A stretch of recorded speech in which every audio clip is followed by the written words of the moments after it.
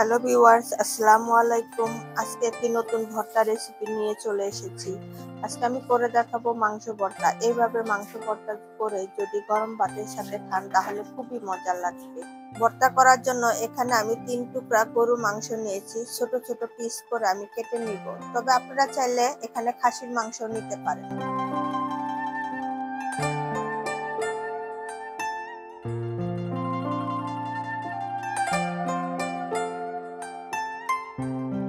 এখন মাংস সিদ্ধ করে নিব। এর জন্য এখানে দিব অল্প পরিমাণে আদা বাটা, রসুন বাটা,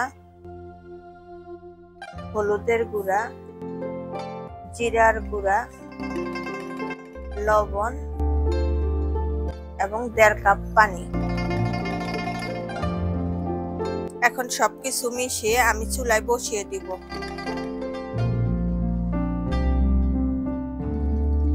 বলক চলে এসেছে। এখন চুলার আঁচ কমিয়ে একদম লোতে করে দিব এবং ভালোভাবে সিদ্ধ করে পুরো পানি শুকিয়ে ফেলবো।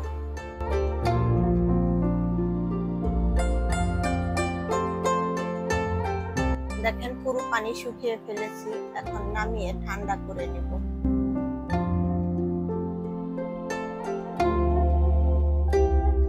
ভর্তা বানানোর জন্য 3টা পেঁয়াজ খোসা ছাড়িয়ে ভালোভাবে পরিষ্কার করে ধুয়ে নিয়েছি। এখন কুচি করে কেটে নিব।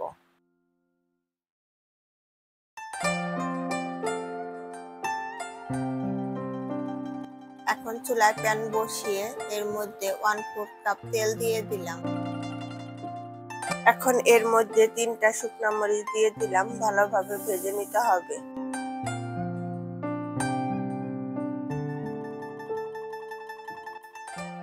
মরিচগুলো ভালোভাবে ভেজে নিয়েছি। এখন তুলে নিব।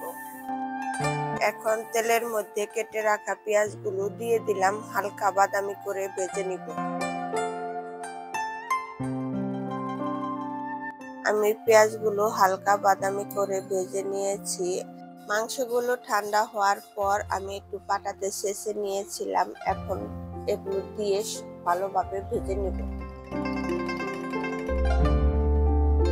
আমার মাংস ভাজা শেষ। 3-4 মিনিট ভেজে নিয়েছি। এখন নামিয়ে ঠান্ডা করে নিব। ঠান্ডা হওয়ার পর 3টা শুকনা মরিচ স্বাদমতো লবণ দিয়ে পাটায় বেটে নিব।